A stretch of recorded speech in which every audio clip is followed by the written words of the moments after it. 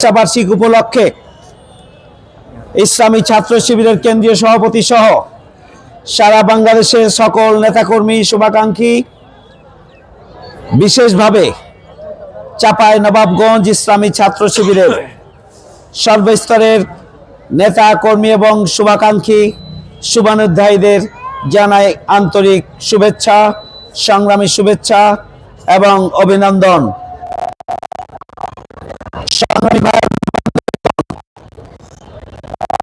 দক্ষ দেশপ্রেমিক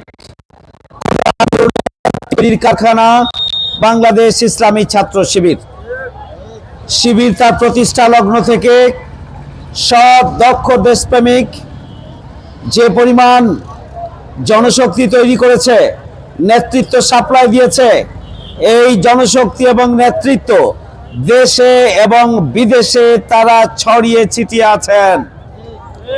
যারা প্রশ্ন করেন আগামী দিনে জামাত ইসলামী সরকার গঠন করলে অর্থমন্ত্রী কে হবে, অমুক মন্ত্রী কে হবে, ধমুক মন্ত্রী কে হবে, তাদেরকে এটুকু বলতে চাই, ইসলামী ছাত্র শিবির 49 বছরে যা সাপ্লাই দিয়েছে, যে সব দক্ষ দেশপ্রেমিক নেতৃত্ব তৈরি করেছে, এই নেতৃত্ব বাংলাদেশকে 5 টাইমস পরিচালনা করার যোগ্যতা রাখে।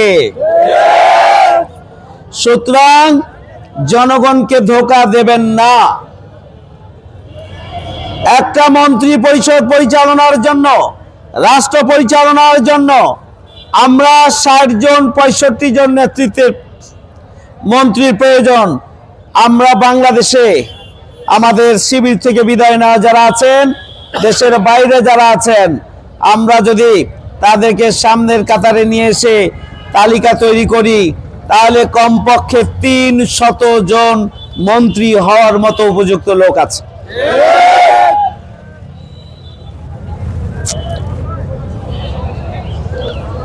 সুতরাং জনগণকে ধোঁকা দিয়ে কোনো লাভ হবে না।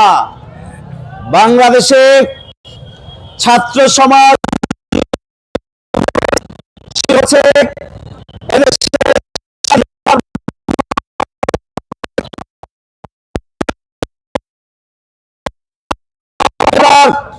সবচাইতে গুরুত্বপূর্ণ হাতিয়ার।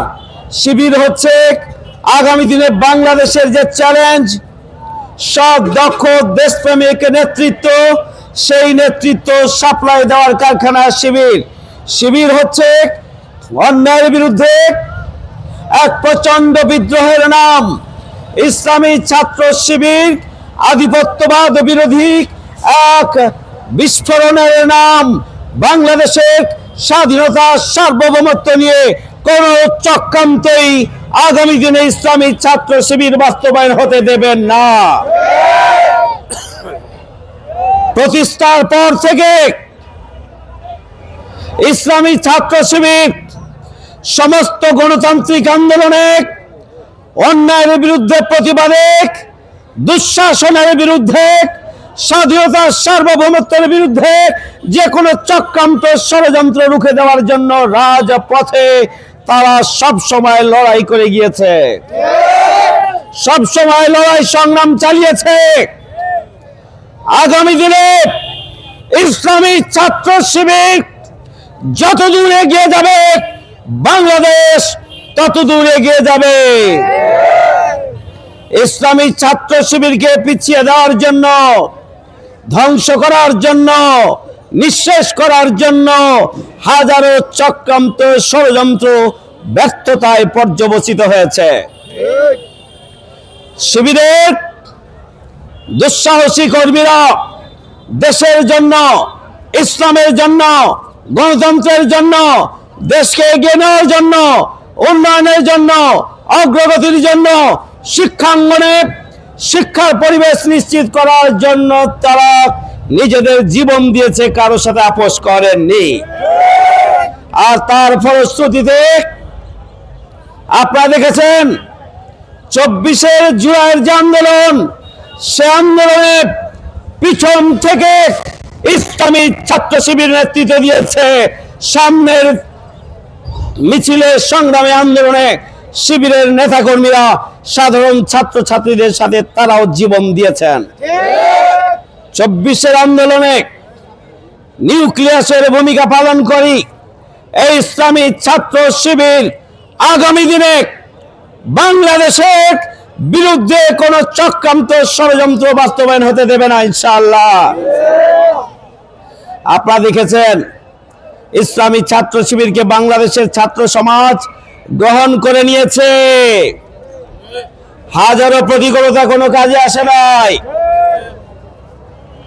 ডাকসু, চাকসু, রাকসু, জাকসু, জকসু সমস্ত বিশ্ববিদ্যালয়ে ইসলামী ছাত্র শিবির সমর্থিত প্যানেল বলা যায় এককভাবে বিজয় অর্জন করেছে আলহামদুলিল্লাহ।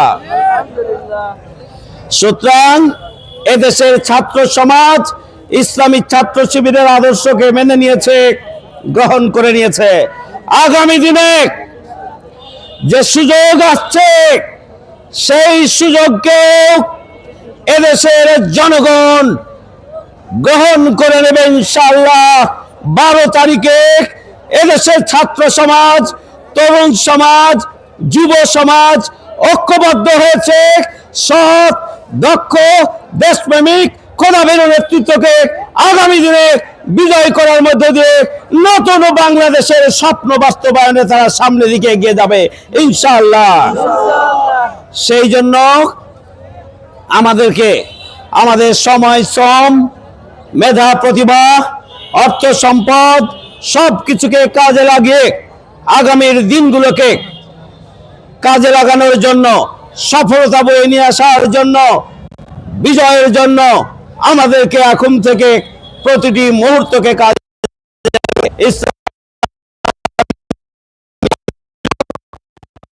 ছাত্র শিবির থাকবে ইনশাআল্লাহ। শিবিরের প্রতি আবারও সংগ্রামী শুভেচ্ছা এবং অভিনন্দন। আসসালামু আলাইকুম।